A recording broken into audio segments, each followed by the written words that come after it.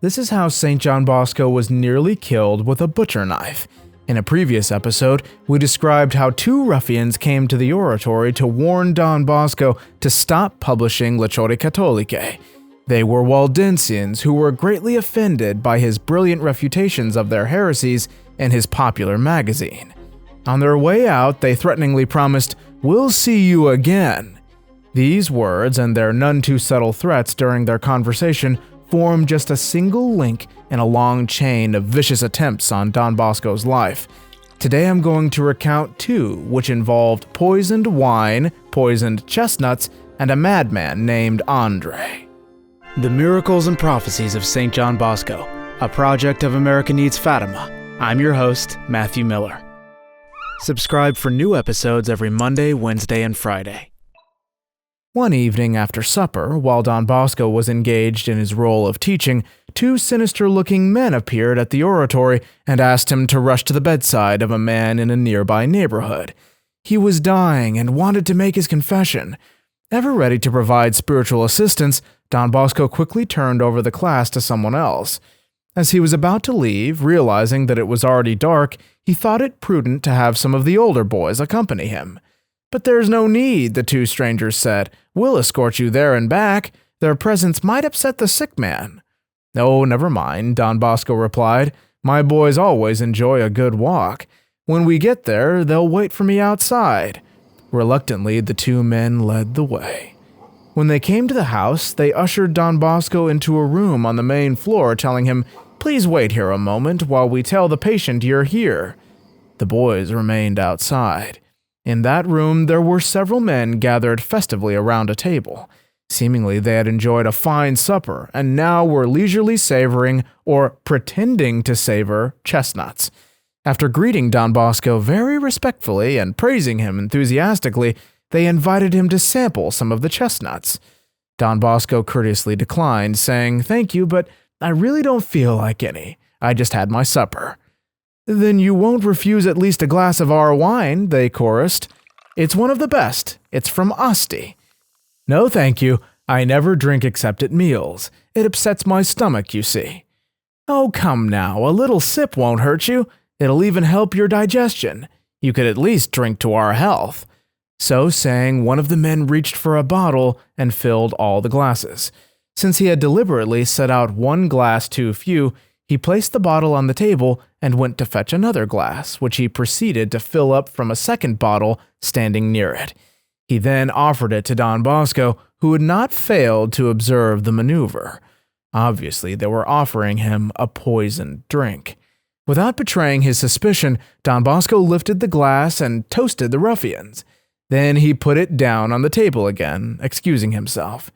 "You can't do this to us," one of them protested. "You're offending us," another broke in. "This wine is of the very best.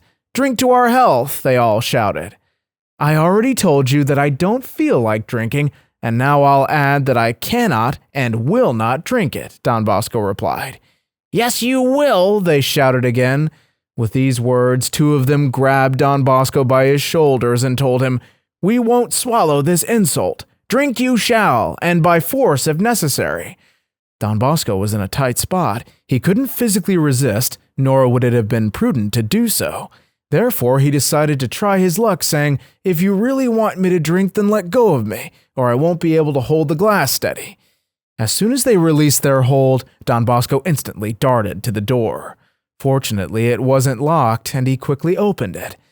The sudden appearance of 4 or 5 husky young men between 18 and 20 years old curbed the belligerence of the assassins. Their spokesman very meekly said, "Well, if you don't feel like drinking, you don't have to. Just forget it." "Well then, where's the dying man?" Don Bosco asked. To save face, one of them led him to a room on the next floor. The dying man turned out to be one of the two who had come to fetch him at the oratory. Don Bosco asked him a few questions, but the scoundrel, after making a prodigious effort at self-control, finally burst into laughter, saying, "I'll make my confession some other time." Don Bosco left the house immediately, thanking God for the protection he had received. On another evening in August, around 6 o'clock, Don Bosco was standing near the outer gate of the oratory, engaging in pleasant conversation with some of his boys, when one of them suddenly shouted, "Watch out! Here comes a maniac! I think he's an assassin!" He was wielding a butcher knife and yelling, "I want Don Bosco! I want Don Bosco!" Don Bosco recognized the man as a former tenant in the Parnardi house whom he had often befriended. His name was Andre, and he was now living in the Bellezza. At first, the boys panicked and scattered through the playground and the meadows fronting the oratory. Among those who fled was the cleric Felix Raviglio. His flight was providential, for the assassin mistook him for Don Bosco and chased him.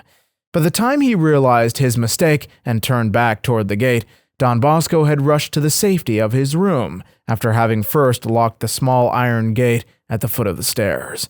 When the thug discovered that the gate was locked, he began to pound it with a large stone and shook it violently in a vain attempt to force it open. He stood there at the foot of the stairs for more than 3 hours, like a tiger in ambush waiting for its prey. He appeared to be a maniac, but it was later ascertained that this was merely an act. He kept shouting at Don Bosco to open the gate, saying that he merely wanted to speak with him. Meanwhile, the boys had recovered from their fright and gathered in a group. Their blood boiled at the sight of this man threatening their benefactor and father. Each of them impulsively grabbed a stick, a stone, or some other improvised weapon, planning to rush the attacker and give him the thrashing he clearly deserved. But Don Bosco, fearing that some of the boys might be injured in the scuffle, called to them from the balcony and forbade them to go near the miscreant. No one could feel secure with that madman on the premises. Mama Margaret was very much alarmed for the safety of her son and that of the boys. Not knowing what to do, she dispatched a messenger to summon the police, but, incredible as it may seem, no one showed up until 9:30 that evening, when 2 policemen finally came and handcuffed the maniac. Don Bosco was thus saved from this potential danger, but the unhurried response of the police didn't speak well of those in charge of law enforcement in those days. And as if this slipshod performance on the part of the police were not enough to give every law-abiding person cause for concern, the chief of police had the audacity to send an officer to Don Bosco on the following day to ask him whether he would withdraw the charges against his assailant. Don Bosco replied that as a Christian and a priest, he naturally forgave the aggression and other offenses as well, but that as a citizen and a director of a school, he demanded in the name of the law that the public authorities provide more efficient protection for him and his household. Now, it hardly seems believable, but on that same day, the chief of police released the assailant. That very evening, Andre was again lurking in the vicinity of the oratory, waiting for Don Bosco to emerge so that he might finally carry out his murderous design. No, they weren't rid of Andre yet, but I'd like to save the end of the story for next week. Thank you all so much for watching. God bless you, and Our Lady keep you.